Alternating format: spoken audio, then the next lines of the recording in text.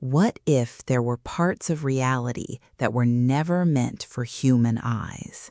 What if the spiritual world is not something to experiment with, but something to approach with reverence, humility, and fear of God? Tonight's story is not just fiction. It is a warning wrapped in mystery, a warning about what happens when man tries to tear open the veil between the physical and the spiritual, not through faith, but through forbidden knowledge. In this story, a scientist believes he can unlock a hidden dimension of existence, a world beyond matter, beyond flesh, beyond what we call reality. But what begins as curiosity quickly becomes something far more terrifying. And for those watching from a Christian perspective, the question becomes deeply personal. Should we ever try to access the spiritual realm outside of God's design? Let's begin. Two men walk together along a quiet terrace at sunset. One is Dr. Raymond, a brilliant scientist obsessed with uncovering hidden truths about the human brain and consciousness. The other is Clark, a skeptical but curious friend who has agreed to witness something he does not fully understand. The landscape around them is peaceful, mountains glowing red in the fading light, a silent valley below, mist rising gently from the river. But the peace is deceptive. Dr. Raymond speaks with confidence, almost obsession. He believes he has discovered something beyond modern science, something that will allow a human being to perceive a hidden world layered beneath our own. He calls it a veil, a barrier between the physical world and something deeper, something unseen.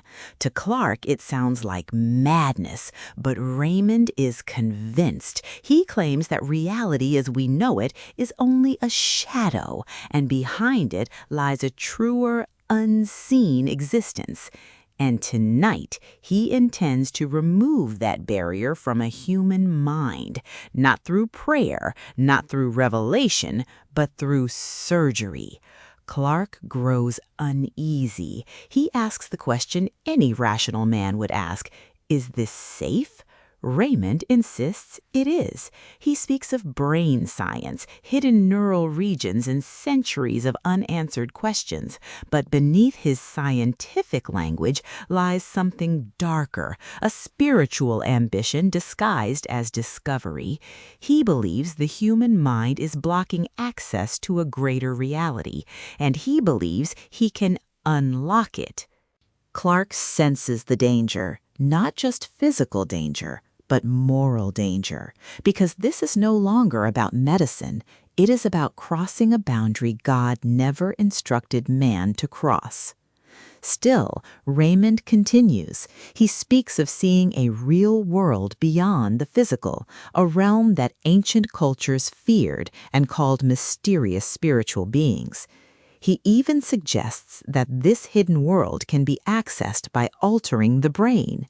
And then comes the chilling claim. A young woman will be the subject of this experiment. Her name is Mary. Raymond leads Clark into a dark laboratory. The atmosphere shifts immediately. What was once peaceful countryside now feels heavy, enclosed, unnatural. Glass instruments line the walls. Strange chemical odors fill the air. At the center of the room stands a specialized chair, mechanical, adjustable, clinical. But it feels more like a throne built for something unnatural. Mary enters, young, innocent, trusting. She believes she is safe. Raymond reassures her gently, almost lovingly.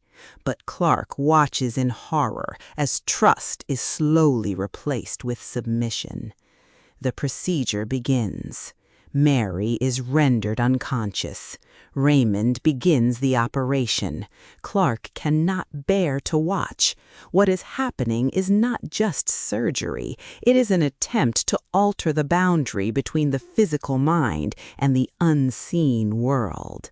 And in that moment, the story stops being science fiction. It becomes a spiritual allegory. Clark begins to drift into a strange state of consciousness. Time feels distorted.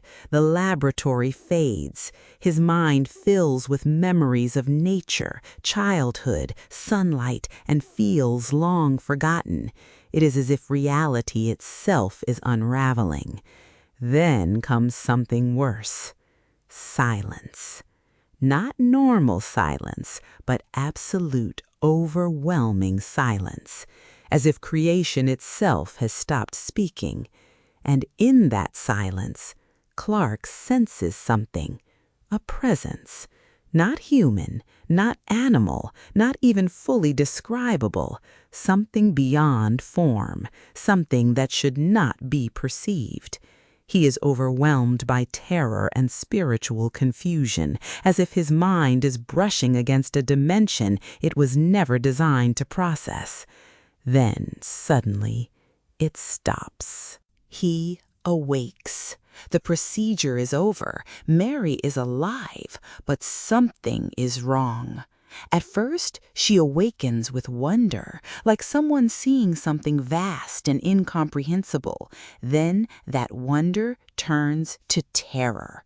Her body reacts violently. Her mind collapses under what she has seen, and Clark is left shaken, realizing something irreversible has happened.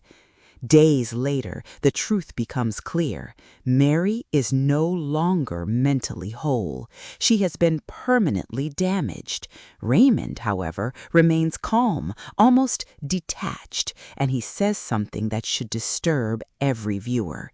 She has seen something beyond this world. Now we step back from the story, because this is where the real message begins.